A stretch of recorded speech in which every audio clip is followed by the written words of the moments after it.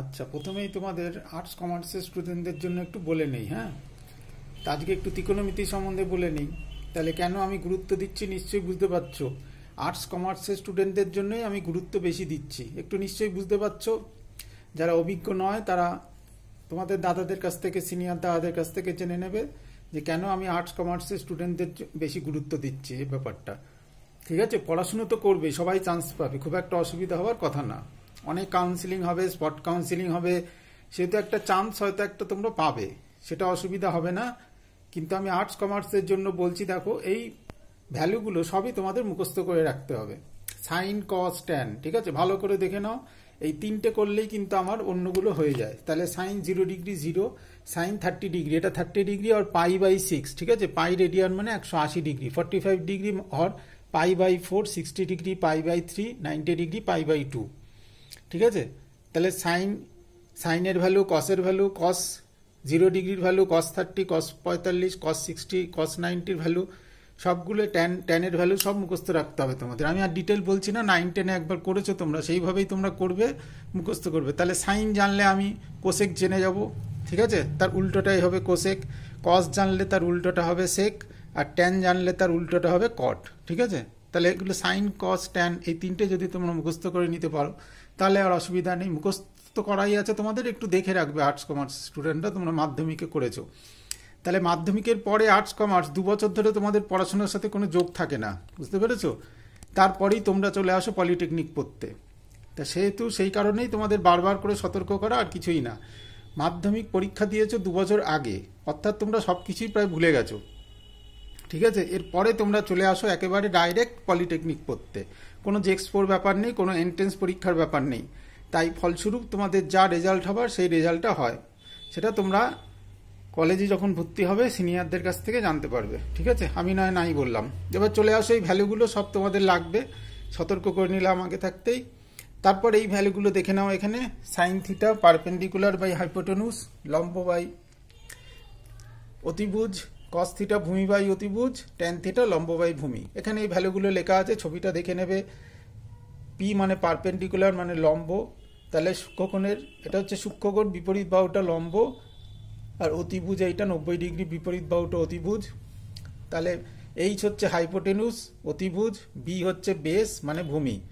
তাহলে এগুলো তোমাদের জানতে হবে অবশ্যই, এগুলো না জানলে কোনো অঙ্কই হবে না। সাইন থিটা লম্ব বাই অতিভুজ, কস থিটা ভূমি বাই অতিভুজ, ট্যান থিটা লম্ব বাই ভূমি। কোসেক থিটা, সেক থিটা, কট থিটাতে উল্টো হবে, নিজেরা বার করে নিতে পারবে, ঠিক আছে। তাহলে এগুলো প্রিলিমিনারি, এগুলো তোমাদের জানতেই হবে, ভ্যালুগুলো মুখস্থ রাখতেই হবে, ঠিক আছে। তাহলে এগুলো আর্টস কমার্স, বারবার বলছি যোগাযোগ করতে পারো, ঠিক আছে। সম্পূর্ণ ফ্রি অফ কস্টে এখনও ক্লাস হচ্ছে, সম্পূর্ণ ফ্রি অফ কস্টে ক্লাস হবে। তোমরা এগিয়ে থাকতে পারো, কোনো অসুবিধা নেই, যোগাযোগ করবে। নম্বর দেওয়া আছে ডেসক্রিপশন বক্সে, সেখানে যোগাযোগ করে তোমরা চলে আসতে পারো, ক্লাস করতে পারো সম্পূর্ণ ফ্রি অফ কস্টে, যতদিন না গভর্নমেন্ট কলেজে সুযোগ পাচ্ছ। এবং সব থেকে এক্সপিরিয়েন্স, পশ্চিমবঙ্গের মধ্যে সব থেকে এক্সপিরিয়েন্স টিচারের কাছে ক্লাস পাবে তোমরা, ঠিক আছে। এবার চলে আসি, তোমাদের বোধহয় ডেট দিয়ে দিয়েছে 16 July publication of merit list, 16 July choice filling, 18 July, ঠিক আছে। 16 জুলাই, 18 জুলাই হচ্ছে চয়েস ফিলিং শুরু হচ্ছে। তাহলে 16 জুলাই, এই ডেটগুলো একটু পরিবর্তনও হতে পারে, ঠিক আছে। তাহলে এবার চলে আসি, একটু হালকা করে আজকে বলে দিই কাউন্সিলিং ব্যাপারটা কি। অনলাইন কাউন্সিলিং হবে। আর আরেকটা ব্যাপার হচ্ছে, সব কিছুই যদি অনলাইন হয়, একটা কিন্তু দেখা যাচ্ছে সব কিছুই অনলাইন, বুঝতে পেরেছো, মানে অ্যাডমিশনটাও অনলাইন। তার ফলে তোমরা কোন কলেজে পাবে, সেই কলেজটা কোথায়, কলকাতা সংলগ্ন যে কলেজে তোমরা পড়তে চাও, কলকাতা সংলগ্ন কলেজে যদি তোমরা পড়তে চাও তাহলে অবশ্যই আমার সাথে যোগাযোগ করতে পারো। কলকাতা সংলগ্ন কলেজে যদি পড়তে চাও, কারণ আমার সবগুলো ব্রাঞ্চে আমি যা পড়াই সবই কলকাতা সংলগ্ন, ঠিক আছে। তাহলে অ্যারাউন্ড কলকাতার কাছে আশেপাশে যে কলেজে পড়তে চাও, কেউ যদি চয়েস ফিলিংয়ে দাও তাহলে আমার সাথে যোগাযোগ করতে পারো। কিভাবে যাবে না যাবে সেগুলো কিন্তু তোমরা জানছো না। অর্থাৎ যদি ডাইরেক্ট একদম সব কিছুই যদি অনলাইনে হয়ে যায়, অ্যাডমিশনটাও যদি অনলাইনে হয়, যেমন করোনার সময় হয়েছিল, অ্যাডমিশনটাও অনলাইনে হয়েছিল, তার ফলে তোমরা কলেজ লোকেশন সম্বন্ধে একটু একেবারে ক্লাস করতে যাওয়ার সময় জানতে পারছো, ঠিক আছে। সেই জন্য একটু আমার সাথে যোগাযোগ করতে পারো, নম্বর দেওয়া আছে, যদি কলকাতা সংলগ্ন কলেজে পড়তে চাও।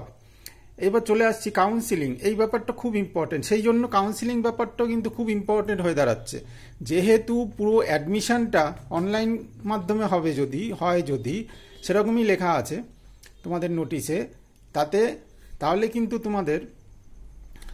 তোমাদের পুরো ব্যাপারটাই যদি অনলাইনে হয়, তাহলে কাউন্সিলিং বা চয়েস ফিলিং ব্যাপারটা খুব ইম্পর্টেন্ট হয়ে দাঁড়াচ্ছে। ঠিক আছে, তাহলে দেখো র্যাঙ্ক 1, যে র্যাঙ্ক 1 করেছে সিস্টেমটা র্যাঙ্ক 1কে সবার আগে ধরবে। ঠিক আছে, তোমাদের মেরিট লিস্ট বেরোবে। ঠিক আছে, সেই মেরিট লিস্ট বেরোনোর পরে সেই মেরিট লিস্টে তোমাদের 16ই জুলাই যে মেরিট লিস্ট বলা হয়েছে বেরোনোর কথা, সেই মেরিট লিস্টে rank 1 first, second, third, fourth এভাবে সাজানো থাকবে। তাহলে যখন কাউন্সিলিং অনলাইন কাউন্সিলিং হবে, তখন কিন্তু র্যাঙ্ক 1 পেয়েছে তার কাছে কিন্তু সব কলেজ ফাঁকা। সিস্টেমটা যখন র্যাঙ্ক 1-এর কাছে যাবে তখন সব কলেজ ফাঁকা। সে এপিসি যা টেট দেবে সেই টেটটাই নিয়ে নেবে, যে কোনো কলেজের যে কোনো টেট সে পেয়ে যাবে। বুঝতে পেরেছো? এবার যখন তার মানে ওই সিটটা পূরণ হয়ে গেল র্যাঙ্ক 1-এর জন্য। এবার র্যাঙ্ক 2-তে যখন যাবে তখন আবার দেখবে ওই সিটটা বাদ দিয়ে, র্যাঙ্ক 1 যে সিটটা বাদ দিয়ে আর বাকি সব সিট র্যাঙ্ক 2-এর কাছে ফাঁকা। সেহেতু এবার র্যাঙ্ক 2 এবার যে চয়েস ফিলিং, এবার চয়েস ফিলিংটা তুমি কিভাবে করছো, প্রথম থেকে কিভাবে করছো, সেই ব্যাপারটা কিন্তু খুব ইম্পর্টেন্ট। ঠিক আছে, তাহলে চয়েস ফিলিং তোমরা যদি করতে চাও তাহলে অবশ্যই আমার সাথে যোগাযোগ করতে পারো। সব থেকে এক্সপিরিয়েন্স পার্সনের সাথে, সব থেকে এক্সপিরিয়েন্স টিচারের কাছ থেকে তোমরা চয়েস ফিলিং করাতে পারো। ঠিক আছে, প্রথম এইভাবে কলেজ পূরণ হতে হতে যাবে। বুঝতে পেরেছো? তারপর তো ফার্স্ট কাউন্সিলিং, সেকেন্ড কাউন্সিলিং তোমরা জানোই, স্পট কাউন্সিলিং, অনেক কিছু হবে এখন। তাহলে তোমরা যোগাযোগ করতে পারো। এগুলো কিন্তু সম্পূর্ণ ফ্রি অফ কস্ট, কোনো পয়সা কড়ির ব্যাপার নেই। অনলাইন কাউন্সিলিংয়ে কোনো চয়েস ফিলিংয়ের দেখিয়ে দেওয়ার ব্যাপারগুলো কোনো পয়সা কড়ির ব্যাপার নেই, সম্পূর্ণ ফ্রি অফ কস্টে হবে। তার সাথে সাথে আর্টস কমার্স স্টুডেন্টদের জন্য ক্লাসও হবে। ঠিক আছে, তাহলে কি বললাম, র্যাঙ্ক 1, র্যাঙ্ক 2, র্যাঙ্ক 3 এইভাবে ক্রমশ কলেজগুলো পূরণ হতে হতে যাবে। এবার ধরো যার 40,000, যার 30,000 র্যাঙ্ক হচ্ছে বা 25,000 র্যাঙ্ক আছে, তাদের একটু অসুবিধা হবে পরবর্তীকালে। ঠিক আছে, কারণ তখন সব কলেজই আস্তে আস্তে সিটগুলো শেষ হতে থাকবে। তাহলে আরও ডিটেল বলবো, চ্যানেলটাকে সাবস্ক্রাইব করে রাখো, বন্ধুদের মধ্যে শেয়ার করে দাও, অবশ্যই সাবস্ক্রাইব করে রাখো। পরের ভিডিওতে আরও ডিটেল তোমাদের আস্তে আস্তে আলোচনা করবো। তাহলে কি বললাম, র্যাঙ্ক 1 যে করেছে সে সব কলেজে যে কোনো টেট পেতে পারে। ঠিক আছে, এবার তার চয়েস ফিলিংয়ের উপর নির্ভর করছে। কান খাড়া করে আরেকবার ভালো করে শুনে নাও, তাদের চয়েস ফিলিংয়ের উপর তার নির্ভর করছে। সেই জন্য চয়েস ফিলিংটা খুব ইম্পর্টেন্ট, এটা মাথায় রেখো। সব থেকে এক্সপিরিয়েন্স পার্সনের সাথে যোগাযোগ করতে পারো, ফোন নম্বর দেওয়া আছে, যোগাযোগ করে সম্পূর্ণ ফ্রি অফ কস্টে। ঠিক আছে, ক্লাসও হবে সম্পূর্ণ free of cost, class plus counselling. Okay, তাহলে চ্যানেলটা সাবস্ক্রাইব করে রাখো, দেখে চলে যাও না, সাবস্ক্রাইব করে রাখো। আর বন্ধুরা যদি থাকে তাদেরকে শেয়ার করে দাও, বন্ধুদের শেয়ার করে দাও। ঠিক আছে।